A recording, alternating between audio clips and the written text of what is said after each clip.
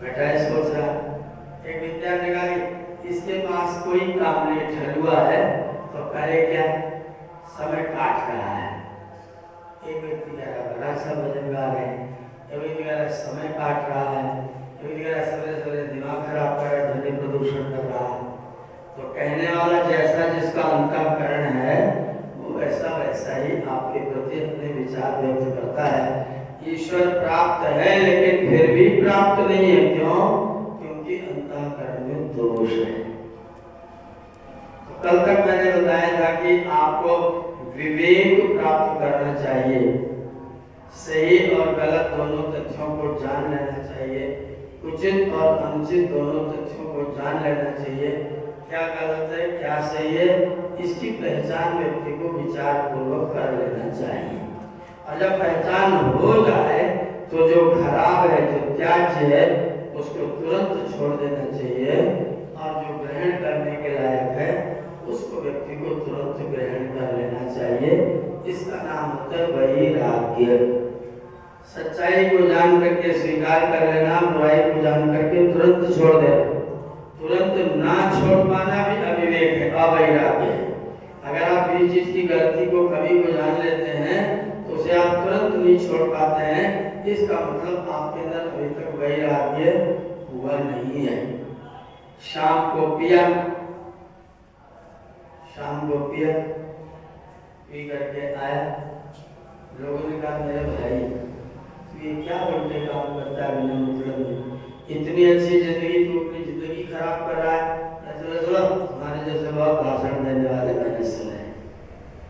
कोई व्यक्ति सवेरे जब उतर जाती है फिर आपकी मिले, यार तू भटक का, अरे भाई साहब क्या बताएं, छोड़ना तो चाहते लेकिन छूटती।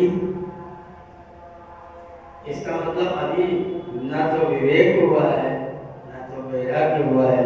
अगर विवेक हो जाता तो बुराई को जान लेता, ग्रहण न करता, और वैराग्य हो जाता तो बुराई आने के बाद भी उसको तुरंत परित्याग कर देता, लेकिन छोड़ नहीं पाता। इसका मतलब अभी तक इसका वैराग्य समृद्ध नहीं हुआ है। तो विवेक पैदा करना है, वैराग्य पैदा करना है, और क्या करें तो ईश्वर की प्राप्ति हो जाएगी। तो ऋषियों ने कहा कि 6 प्रकार की संपत्ति बटोरनी चाहिए। इसका नाम दर्शन की भाषा में षट्क संपत्ति, षट्क संपत्ति, 6 संपत्तियों का एक समुदाय। आपको हमको सबको 6 प्रकार की संपत्ति कमानी चाहिए। हम लोग संपत्ति किसको समझते हैं? घर को, जमीन को, जायदाद को और करेंसी को, रुपए, हम इसको संपत्ति समझते हैं। लेकिन ईश्वर की प्राप्ति में इनमें से एक भी संपत्ति काम आने वाली, ईश्वर की संपत्ति, ईश्वर को प्राप्त करने के लिए कौन सी संपत्ति चाहिए आपको? तो वहां आपको संपत्ति चाहिए, 6 संपत्तियां हैं। उसमें से पहली संपत्ति का नाम है क्षमा। शम, शम का मतलब होता है शांत रहना, अपने आप को इतना मजबूत कर लेना कि कोई आपको उद्वेलित न करने पाए, परिस्थितियां आपको प्रभावित न करने पाए, और उन परिस्थितियों में आप एक रास्ता निकाल लें, उनमें से बच निकलने का। इस कमरे में हम लोग हैं और इस कमरे में आग लग गई। अब अगर आपके पास में शम है तो आप क्या करेंगे? कोई दरवाजा ढूंढेंगे जहां से आप निकल सकते हैं। दरवाजा नहीं मिला मान लीजिए तो कोई ऐसी जगह ढूंढेंगे जहां पर आग का प्रभाव ना होने पाए। आप इसके नीचे घुसने की बात सोचेंगे। अगर उसके ऊपर कोई लकड़ी रखी होगी तो आप उसको लात मार के लकड़ी को अपने से दूर कर देंगे और आप होके बैठ जाएंगे। आप मैं सुरक्षित हूँ, अब मेरे आसपास में आग नहीं आ पाएगी। अगर आपके पास शम ना होगा तो आप क्या करेंगे? आप छटपटाएंगे, दौड़ेंगे, भागेंगे और कहीं से जहां मौका मिलेगा खिड़की खींच के तोड़ देंगे और दीवार पर छलांग लगाएंगे। यहाँ तो जलने से भले बच सकते थे, यहाँ से कूद गए और सड़क पर सिर के बल गिरे और चकनाचूर हो। कैसी परिस्थिति आएगी तो आप उसका निराकरण कैसे करें? कोई चीज खराब होगी, कोई चीज बिगड़ गई, आप उस स्थिति को बनाएंगे कैसे? दाल में नमक ज्यादा हो गया। देवी जी ने भोजन बनाया, श्रीमती जी ने भोजन बनाया, दाल में नमक ज्यादा हो गया, आप क्या करेंगे? एकदम से बिगड़ जाएंगे, सत्यानाश कर दिए, दाल का कबाड़ा कर दिया। इतना पैसा मर मर के कमाता हूँ, सारे दिन बैल की तरह मेहनत करता हूँ, 4 पैसा पाता हूँ, तुम्हारे लिए दाल खरीद के लाता हूँ, तुमने 100 ग्राम दाल पानी में डाले, नमक डाल, सब पूरा इतिहास भूगोल सब सुना डाला, कैसे कमाता हूँ, कहाँ से लाता हूँ, कहाँ से खरीदता हूँ, और अभी यही नहीं चुका और आगे बढ़ गया। तुम्हारे माँ बाप भी नालायक, तुमको कुछ नहीं सिखाया, तुमने कुछ नहीं सीखा, इतनी नालायक, तुम्हारे अंदर एकदम चैन नहीं पड़ता, पता नहीं क्या करती रहती है, कुछ और कर रही होगी, नमक ज्यादा डाल दिया। इतनी देर तक प्रवचन सुनाएगा कि देवी जी कमरे में जाके कमरा बंद कर लेगी और ये आपको बकबका ले, जितना बकबका पाए, बाद में तेरे बारे में सोचा जाएगा। अंदर बंद हो, आपके पास में अगर सम होता तो क्या करते? देवी जी को अपने पास में बुलाते, अपने सामने बिठाते, कहते देवी जी आप कितने अच्छे हो, आप कितने सावधान रहते हो, और मैं कितना बेवकूफ। कल बाजार गया था सामान लाने के लिए, नमक ज्यादा उठा लाया, तुम्हारी कोई गलती नहीं, नमक मैं बाजार से ज्यादा लाया, और वो नमक भी नालायक इतना दुष्ट है कि सीधा जाके दाल में घुस गया और ज्यादा हो गया। अब देवी जी क्या करेंगे? आपके कमरा बंद करेंगे, दाल हटा के आपके लिए दूध और दही लेके आए, दौड़ के जाएंगी, अरे दाल छोड़ दीजिए, अच्छा कोई बात नहीं, आप आज दूध रोटी खा लीजिए, मुझसे गलती हो गई, आगे से सावधान रहेंगे, अब आगे से नमक ज्यादा नहीं पड़ेगा। आपका काम हो गया और किसी को गुस्सा नहीं आया, किसी को क्रोध नहीं करना पड़ा। अगर आप उसमें गुस्सा होते तो क्या करते? उसके बाद जो आप भोजन करेंगे उस भोजन से और उससे के कीटाणु आपके शरीर में पैदा हो, वो भोजन अगर आपने किया तो क्रोध, उस भोजन में से भी क्रोध ही बनेगा और वो बाद में फिर आपको परेशान करेगा। तो हमारे ऋषियों ने कहा कि तुम ईश्वर के पास जाना चाहते हो तो शम को पैदा करो, अपने जीवन में शांति को पैदा करो, तिलमिलाया मत करो, बौखलाया मत करो, बड़बड़ाया मत करो, एक क्षण के लिए शांति से बैठ जाया करो। और वेद ने आदेश दिया जब तुमको ऐसा लगे कि कुछ खराब हो रहा है तो आपा प्रणीत भेषजम, बड़ा विचित्र दिया, आपा प्रणीत भेषजम, जहां ऐसा लगे वहीं तुरंत बैठ जाओ, तुरंत वहां से एक क्षण चलना नहीं, इधर मत हो, तुरंत बैठ जाओ। किसी से कहो 1 गिलास पानी ले आओ, मुझे बहुत तेज चढ़ रहा है, उसे बुला करके पानी लो और धीरे धीरे घूंट घूंट करके आपा प्रणीत भेषजम, जो मेरे अंदर ये आवेग पैदा हुआ है या जो पानी है उस आवेग को शांत करने के लिए औषधि है, दवाई है, और मैं दवाई पी रहा हूँ। 1 घूंट, 2 घूंट, 3 घूंट, 4 घूंट के बाद आपका गुस्सा वहीं का वहीं शांत है। पानी आपके गुस्से को शांत कर देगा और आप अपना क्रोध करने से बचे रह जाएंगे। तो ऋषियों ने कहा ईश्वर को प्राप्त करना चाहते हो, तेल में ला जाओगे, बौखला जाओगे तो फिर ईश्वर को कभी प्राप्त नहीं होगा। हमारे चाचा जी का देहांत हो, एक्सीडेंट से देहांत, उनका शांति यज्ञ था और मैं पुरोहित बन गया। मैं यज्ञ करा रहा था, चाचा के छोटे भाई यजमान बने हुए थे, सब रिश्तेदार लोग इकट्ठे थे। मैंने सब लोगों से कहा कि भाई आप लोग उनके प्रति बड़ा सद्भाव रखते हैं, आप उनके बहुत अच्छे मित्र हैं, आप उनके रिश्तेदार हैं, आप उनके हितैषी हैं, आइए 5-5 आहुतियाँ डाल करके अपने मन को शांत करिए और दिवंगत आत्मा के लिए मन से प्रार्थना करिए। सब लोग 5-5 आहुति डाल दीजिए। तो बारी बारी से लोग आहुति डालने लग गए।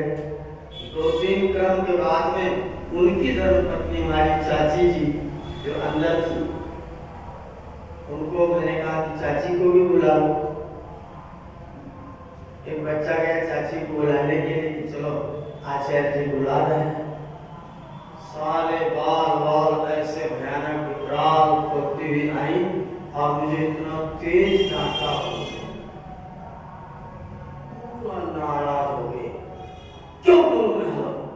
क्यों इतने दिन से पूजा पाठ कर रहे हो, मेरे को भगवान ने क्या किया है? मैं नहीं करते ऐसे भगवान की पूजा।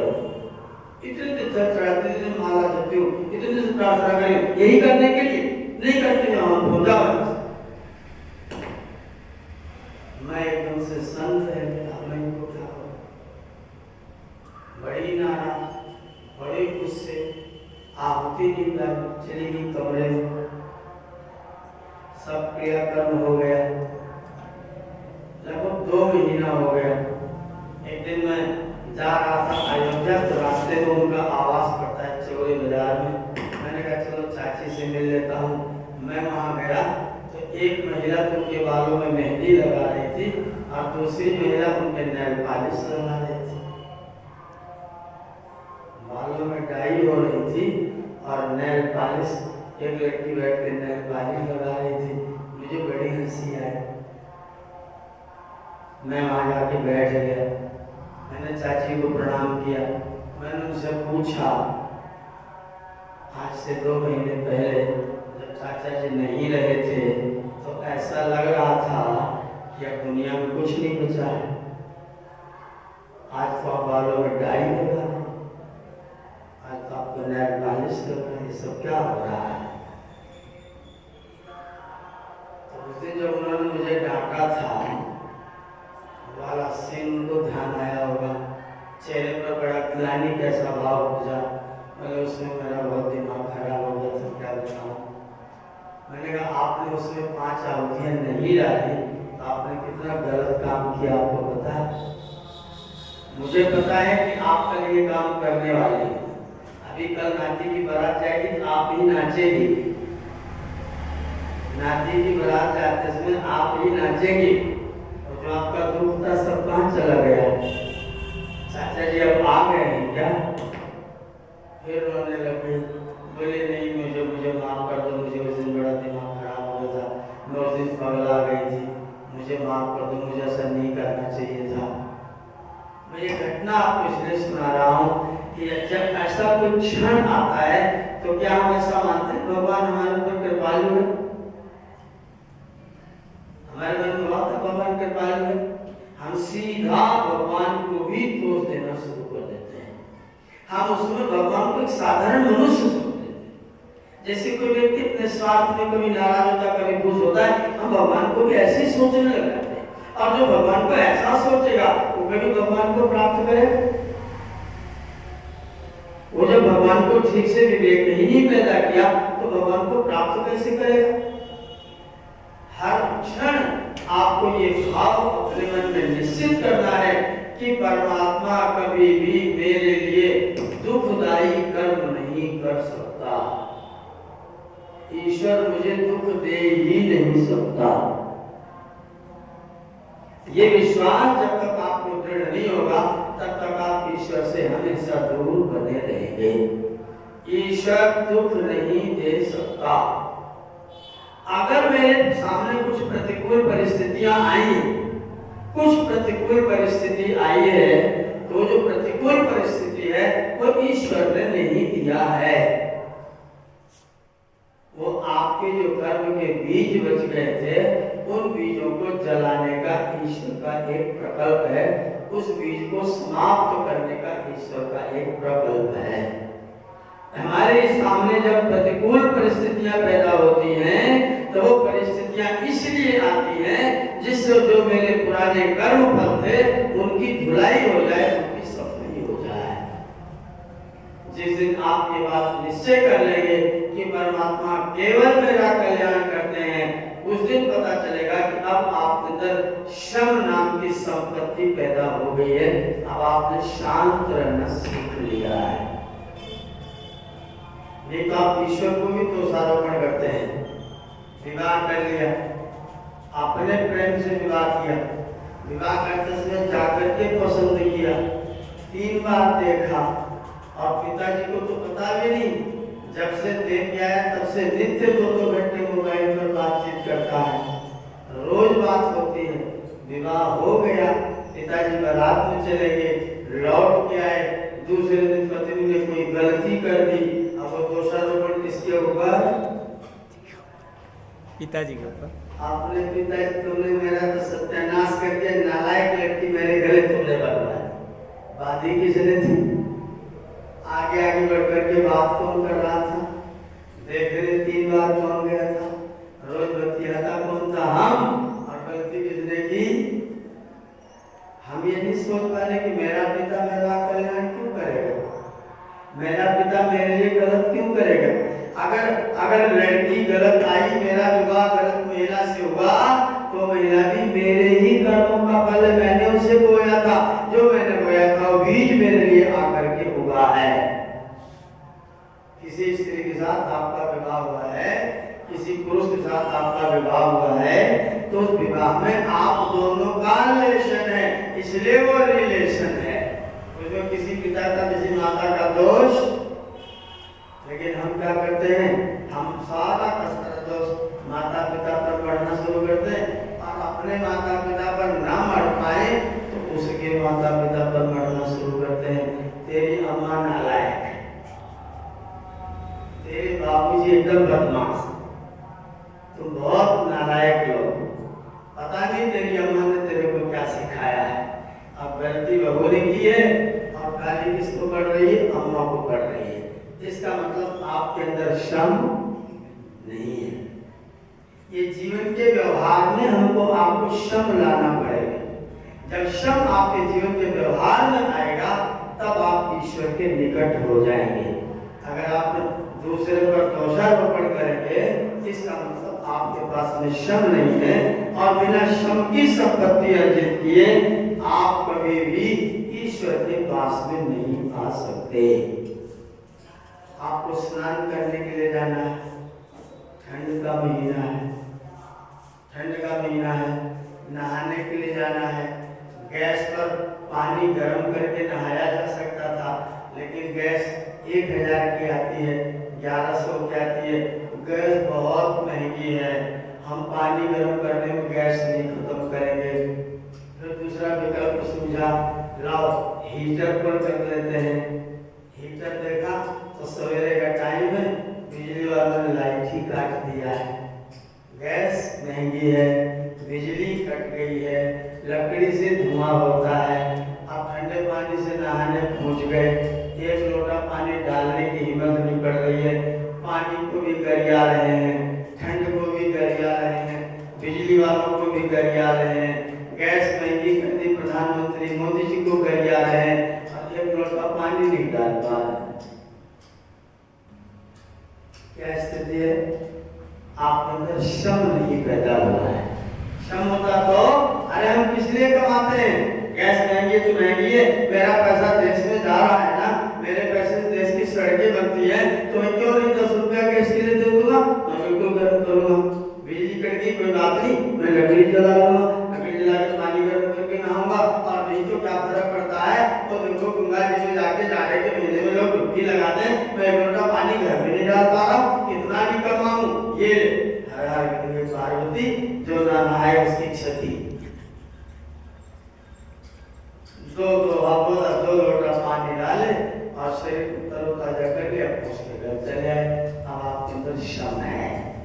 मैं ये उदाहरण आपको देने इसलिए बता रहा हूँ, ये सारे हमारे जीवन में उद्वेग लाने वाले जितने भी कारण हैं, जो भी परिस्थिति आपको एकदम से नाराज करती है, उन परिस्थितियों में आपको श्रम को धारण करना चाहिए। अगर आप श्रम को धारण करेंगे तो एक दैवी संपत्ति है, और अगर ये संपत्ति आपके पास में रहती है तो आप ईश्वर के निकट होते हैं। अगर इस संपत्ति से आप वंचित हो जाते हैं तो फिर आप ईश्वर से वंचित हो जाते हैं। अगर आपको ईश्वर के निकट होना है, ईश्वर को प्राप्त होना है, तो अपने अंदर शांति को धारण करें। प्रत्येक व्यवहार में कोई कुछ कहे तो आप शांति पूर्वक उसको सह सके, उस पर विचार कर सके, उस पर चिंतन कर सके। अगर वो गलत है तो उसको छोड़ सके, अगर वो सही है तो एक बार फिर से परमात्मा का धन्यवाद करें और कहें, दुनिया के लोग कुछ भी कहें, लेकिन मैं अपना कार्य कभी भी बंद करने वाला नहीं हूँ। हे परमेश्वर, मुझको आत्मबल देना जिससे मैं अपने व्रत को पूर्ण करने में समर्थ हो सकूं। ये है आपकी श्रम शक्ति। अगर ये श्रम आप में रहेगा तो आप परमात्मा के निकट जाएंगे, परमात्मा की प्राप्ति कर सकेंगे। ईश्वर की प्राप्ति के और भी उपाय हैं जो ऋषियों ने बताए हुए हैं। मैं उनमें से एक उपाय पर आपके लिए चर्चा कर रहा हूँ। सीरियल से इसलिए बोल रहा हूँ जिससे जब आप YouTube पर इसको डालेंगे तो कोई व्यक्ति क्रम से इन व्याख्यानों को सुने तो ईश्वर की प्राप्ति के उपाय हेडिंग करके 1 2 3 4 5 6 7 8 ऐसे उपाय जान ले जिससे व्यक्ति अपने आप को ईश्वर के निकट ले जाने में एक एक सोपान करके चढ़ता जाए और ईश्वर की निकटता को अनुभव कर सके, उसको प्राप्त कर सके। वो प्राप्त है, उसकी प्राप्ति को, उसकी प्रतीति को अपने जीवन में अनुभव कर सके। यह अनुभव व्यवहार के साथ हमारे अंदर आए तो हम श्रम को धारण करें जिससे हमें परमात्मा की प्रतीति हो। आज के लिए आप सब लोगों का धन्यवाद करते हुए वाणी को विराम देते हैं।